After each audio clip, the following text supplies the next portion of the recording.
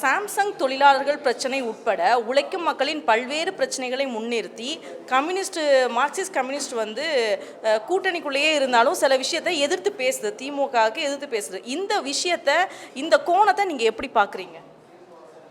ஏன் எதிர்த்து பேசக்கூடாதா? ஒரு கூட்டணியில் கட்சி இடம் பெற்று அதுக்காக அந்த கட்சியை வந்து வித்து போட்டான்னு அர்த்தமா, அடக வச்சான்னு அர்த்தமா?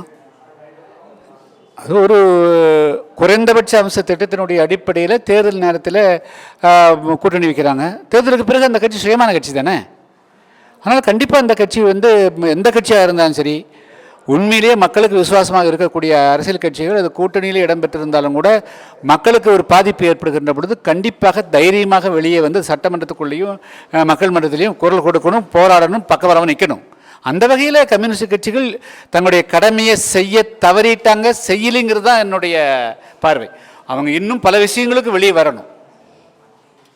ஆளுநர் தொடர்பான கேள்வி சார். ஆளுநர் தொடர்ச்சியாக ஒவ்வொரு வருடமும் சட்டசபையை புறக்கணிக்கின்றார் அப்படின்னு சொல்லி சொல்கிறாங்க. இப்போ முதலில் தேசிய கீதம் பாட வேண்டும் தான் அவருடைய கோரிக்கை. ஆனால் இது தொடர்பாக பிரேமலதா விஜயகாந்த் அவர்கள் கூட என்ன சொன்னாங்கன்னா, ஆளுநர் கேட்டதில் என்ன தவறு இருக்குது அந்த மாதிரி சொல்கிறாங்க. நம்ம தமிழ் தாய் வாழ்த்து தானே சார் மரபு, நம்ம முதல்ல பாடுவது, அதை எப்படி நம்ம மறுக்க முடியும்? தமிழ் தாய் வாழ்த்து எப்போ தமிழ்நாட்டில் வந்தது? 1976க்கு பிறகு தானே வருது ஆச்சுங்களா? 72 தமிழ் தாய் வாழ்த்து முதல் முறையாக வந்து தமிழ்நாட்டில் அது ஏற்றுக்கிறாங்க. அதுக்கு பிறகு அது எல்லா இடங்களிலும் பாடணுங்கிறதெல்லாம் ரொம்ப காலத்துக்கு பிறகு வருது. தேசிய கீதம் இந்திய சுதந்திரம் பெற்ற காலத்துலேருந்து இருக்குதுல்ல, நீங்கள் அதை தானே பண்ணணும். இந்திய நாடு தானே முதல் முக்கியம். அதுக்கு மாதிரி தான் மாநில முதல் வருமா தேசிய முதல் வருமா? அந்த அடிப்படையில் தேசிய கீதம் தான் முதல்ல இசைக்கப்பட வேண்டும். பார்வையிலேயே பார்த்தா கூட இந்தியாவிலேயே நம்ம வந்து தனித்துவமாக இருக்கிற மாநிலங்களில் வந்து தமிழ்நாட்டு முதன்மையாக சொல்லலாம். அந்த வகையில் நம்ம இந்த விஷயத்தை நம்ம எடுத்துக்க கூடாதா? தமிழ் தாய் வாழ்த்து முதல்ல பாடணும்னு. தனித்துவம்னு என்ன? தனித்துவம் இல்லாத மற்ற மாநிலங்களுக்கெல்லாம் என்ன குறைச்சல் இல்லை கேட்டேன். தமிழ்நாடு மட்டும் தனித்துவம்னா கேரளா எந்த விதத்தில் மோசம், ஆந்திரா எந்த விதத்தில் மோசம், யூபி எந்த விதத்தில் மோசம், பீகார் எந்த விதத்தில், எல்லாரும் ஒவ்வொரு மாநிலத்திலும் அந்தந்த மக்களுக்கு அவர்களுக்கு தனித்துவமாக தான் இருக்கிறாங்க. நான் மட்டும் தனித்துவமானவங்க, மற்றவங்க தனித்துவம் இல்லாதவர்களும் கிடையாது. இந்தியாவில் இருக்கக்கூடிய ஒவ்வொரு பிரஜையும் தனித்துவம் பெற்றவர்கள் தான். ஆனால் இந்தியனாக தனித்துவம் பெற வேண்டுமே தவிர வேறு மொழியாலோ ஜாதியாலோ இனத்தாலோ தனித்துவம் பெறக்கூடாது. இந்தியனாக தான் இருக்கணும் எல்லாருமே.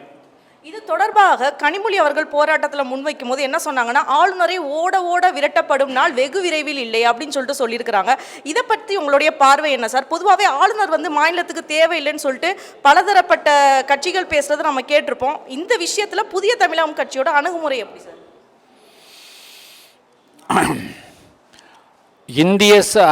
இருக்கக்கூடிய இந்திய அரசியல் சாசனம் இருக்கின்றவர்களும் ஆளுநர்கள் இல்லாமல் மாநிலங்கள் இயங்காது, சட்டமன்றங்கள் இயங்காது.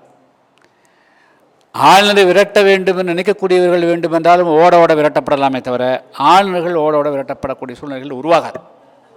இறுதியாக ஒரு கேள்வி சார். பொதுவாக பாலியல் சீண்டல் தொல்லை கொடுக்கும் நபர்களுக்கு மரண தண்டனை விதிக்கணுங்கிறது அநேக நபர்களுடைய கருத்தாக இருக்கின்றது. பிரேமலதா விஜயகாந்த் அவர்கள் கூட இதை ரொம்ப வலியுறுத்தி சொல்லியிருந்தாங்க. புதிய தமிழகம் கட்சியோட தலைவராக உங்களுடைய பார்வை என்ன சார்? சரி, இவங்களே மரண தண்டனை கூடாதுன்னு வந்து போவாங்க, இவங்களுக்கு மரண தண்டனை கொடுக்கணும்பாங்க. சரி, தமிழ்நாட்டில் வந்து மொத்தமாக வந்து ஏதாவது ஒரு கொள்கையில் ஒரு நிலைப்பாடு பல அரசியல் கட்சிகளுக்கு இருப்பதில்லை. இது வந்து இந்த மரண தண்டனை நிறைவேற்றப்பட வேண்டும், கொடுக்கப்பட வேண்டும் என்பது பல்வேறு மாறுபட்ட கருத்துக்களுடையது. இந்த விஷயத்தை வந்து ஆழமாக விரிவாக பேசதான் சொல்லணும். அவர்கள் கடுமையான தண்டனைக்கு ஆளாக்கப்பட வேண்டும் என்பதில் மாற்று கருத்தல். மரண தண்டனைக்கு கொடுக்கலாம்ங்கிறது பல பேருடைய பார்வை, மரண தண்டனையே இருக்கக்கூடாது என்பது பலருடைய பார்வை. ஸோ இது வந்து மாறுபடுகிறது. பாலியல் துன்புறுத்தல் அது வந்து கொலை குற்றங்கள் படக்கூடியவர்களுக்கு கடுமையான தண்டனைகள் இருக்கணுங்கிறது எந்த மாற்று கருத்து இல்லை. நன்றி சார்.